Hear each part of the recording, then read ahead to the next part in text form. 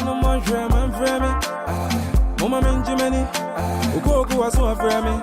A man no more man for me.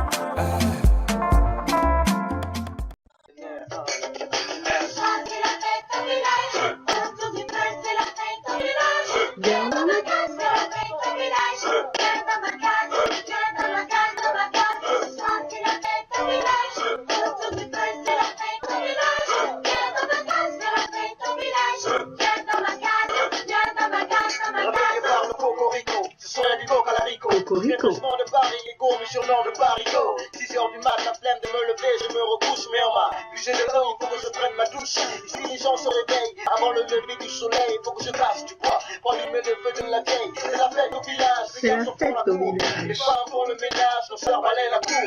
Moi j'ai déjà ma putain de tringle ce soir, la chaussure, la ceinture, en fait tous les accessoires. Du bas de gamme, mon oncle a ramené du plein de pain, c'est sûr que ce soir, il est dans mes amis Facebook, il a fait ici au nouvelle affaire de case et de village. J'ai l'habitude d'entendre des personnes parler de l'admiration qu'on a pour les personnes qui font la différence, pour les personnes qui sortent des sentiers battus, l'admiration qu'on a pour les personnes qui osent tracer leur propre chemin. Mais qu'on ne s'y trompe pas, sortir des sentiers battus, c'est pas pour s'envoler comme Superman dans les airs, c'est rester sur terre et créer ses propres sentiers. C'est rester sur terre et créer sa propre case. Quand tu sors d'une case, c'est pour entrer dans une autre. Autant que ce soit la case que toi-même tu as créée, autant qu'elle soit bâtie sur tes fondations, autant qu'elle soit bâtie sur tes convictions, autant qu'elle soit bâtie sur ton expérience de la vie. J'aimerais m'adresser aujourd'hui à toutes les personnes qui s'inspirent énormément des success stories, qui s'inspirent des personnes qui ont réussi dans un domaine qui leur est commun, qui leur est familier et dans un domaine dans lequel ils aimeraient réussir aussi. J'aimerais vous dire, vous êtes sur cette terre, pourquoi vous n'inventez pas vous-même aussi votre modèle de case? Quelle est ta mentalité? Quelle est ta vision? Quels sont tes objectifs? Pour toi, c'est quoi travailler? Pour toi, c'est quoi être heureux? Pour toi, c'est quoi? Qu'est-ce qui est prioritaire pour toi? Ta santé, l'argent, ta famille? En fonction de tes priorités, en fonction de tes convictions, crée ta propre case. Une fois que tu auras créé ta case, tu attireras des sympathisants, mais aussi des opposants. Ils viendront tous dans ta case à toi. C'est eux-mêmes qui vont mettre l'entête case sur ta case, alors que toi tu appelles ça le chemin de la liberté, tu appelles ça le chemin de la différenciation, tu appelles ça rébellion, tu appelles ça tu appelles ça autonomie, tu appelles ça diversification. Les gens t'appelleront case. Pourquoi? Parce que tu attireras des personnes qui vont s'assimiler à toi. Tu attireras des personnes qui vont s'identifier à toi.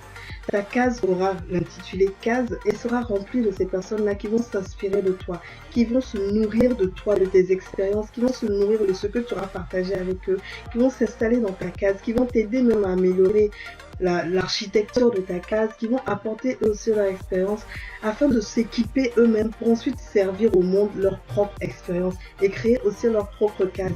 C'est comme ça que le village s'agrandit, que la communauté s'agrandit et que le monde se diversifie. Pourquoi tu ne crées pas ta propre case? Qu'est-ce qui te freine? Pourquoi tu n'oses pas? Pourquoi tu ne fais pas tes propres choix? Pourquoi tu ne les assumes pas? Pourquoi tu ne crées pas ton propre curseur de paix? Pourquoi tu ne crées pas tes propres challenges? Bien sûr, on a besoin de regarder quelqu'un qui est devant nous. On dit toujours fake it until you become it. Oui, tu simules, tu imites, mais imiter n'est pas égaler. Et au risque de vous décevoir, en réalité, on imite dans le but de croître, mais pas comme on croit. Pas croître du bas vers le haut, mais plutôt du haut vers le bas. Une fois que tu t'es inspiré, que tu as pris, que tu as regardé, que tu as observé, que tu as admiré, que tu as copié quelque chose de chez quelqu'un, tu rentres en toi-même en profondeur et tu fais ressentir ta particularité, ta différenciation et tu crées ta propre marque, ta propre entreprise, ta propre éducation pour tes enfants, tes propres critères pour choisir un homme. Tu choisis tes propres valeurs et tu les ressors ensuite et tu les sers au monde. Tu les transmets et c'est en les transmettant que tu toi aussi tu marques ton territoire, que tu marques ta génération et que toi aussi tu crées ta propre case. Sortir des sentiers battus, qu'on ne s'y trompe pas, c'est pour créer son propre sentier qui lui aussi va être battu par les personnes qui vont l'emprunter. Et tes sentiers battus seront un jour une norme, dont quelqu'un ou quelqu'un d'autre aussi voudra s'extraire. Est-ce que tu vois ce que je veux dire? Parlons de Maslow. Oh là là, tu as lu Maslow. Tout le monde connaît la fameuse pyramide de Maslow qui hiérarchise les besoins primaires le plus animal, le plus basique de l'être humain jusqu'aux besoins d'épanouissement.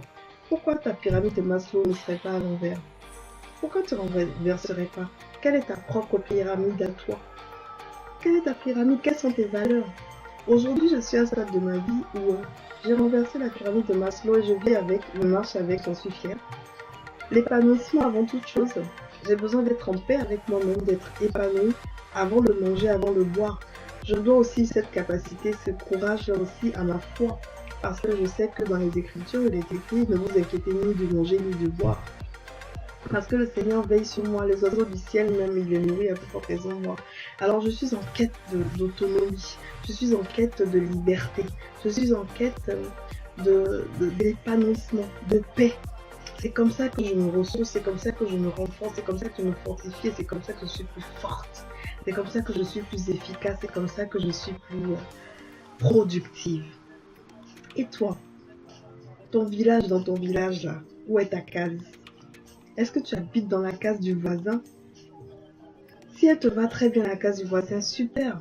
Ça fait une symbiose, ça fait une harmonie, ça fait une force. Si elle ne te va pas, mais sors de ta case, de sa case et va ouvrir ta propre case.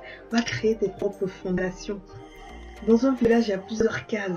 Mais on ne se trompe pas, elles se ressemblent d'apparence, mais tu verras qu'elles sont aménagées différemment. Tu verras qu'il y a des éléments qui sont communs à toutes les cases, mais il y a une particularité dans chacune des cases. Quelle est ta particularité à toi? Qu'est-ce que tu sers au monde? Ose! On parle de Maslow, on parle de Freud. Aujourd'hui, personne ne parle de philosophie sans le citer. Personne ne parle de crise d'adolescence sans le citer. Personne ne parle de règlement, de réglementation, de régler des conflits sans citer cet éminent philosophe. Et toi, quelle est ta philosophie? La crise d'adolescence est-elle obligatoire? Le complexe d'Oedipe, es-tu forcé de l'avoir vécu? Es-tu forcé d'assimiler la crise que tu vis dans ton foyer, dans tes relations aujourd'hui avec ton contexte d'Oedipe? Ah non, ça ne va pas, bah ça c'est à cause du père absent, de la mère dévergondée. Oh non, les enfants divorcés, bah ils échouent toujours, c'est connu. Les enfants divorcés, ils sont needy. Ou alors, oui, mais les femmes, c'est normal, elles sont à la traîne. Ou alors, oui, mais chacun il va de son constat, de son observation. Es-tu obligé de gober ça et de te baser sur les constats des autres pour créer ta vie? Lorsque la cérémonie d'investiture de Macron, il y a une journaliste qui disait sur France 2 à Laurent Delahousse, c'est une étude très très sérieuse, ça c'est paru dans Le Monde hier. Il a pouffé de rire et j'ai compris ce rire-là. Il a dit, ah, parce que c'est paru dans Le Monde, c'est sérieux. Ça veut dire que Le Monde aussi peut se tromper. Bien sûr, c'est la référence aujourd'hui parce que c'est un journal sérieux, ok, qui a quand même des informations fiables, ok. Mais Le Monde aussi peut se tromper. Si Le Monde a le droit de se tromper, toi, viens dans ma case. Dans ma case, on a le droit de se tromper. Dans ma case, il y a plusieurs vies dans une vie et elles méritent toutes d'être vécues. Dans ma case, on a le droit de pivoter. Dans ma case, on a le droit de continuer à apprendre. Dans ma case, on a le droit de se remettre en question. Dans ma case, et je fais un clin d'œil à ma coach Sonia, dans ma case, on cale en l'air les ralentisseurs de destinée. Dans ma case, tu as le droit de faire tes propres choix, de les assumer et de chercher ta propre paix. Où est ta case? Invite-moi dans ta case aussi, je veux venir voir. C'était mon petit clin d'œil d'aujourd'hui, mes amis Facebook, ça fait super longtemps. Je vous invite à regarder mes autres vidéos. J'ai beaucoup parlé d'autonomie émotionnelle, j'ai beaucoup parlé de mes valeurs en termes de bonté. Pour moi, trop bon, c'est pas être trop con. J'ai beaucoup parlé de l'importance que l'on accorde aux choses qui finalement n'en ont pas tant que ça.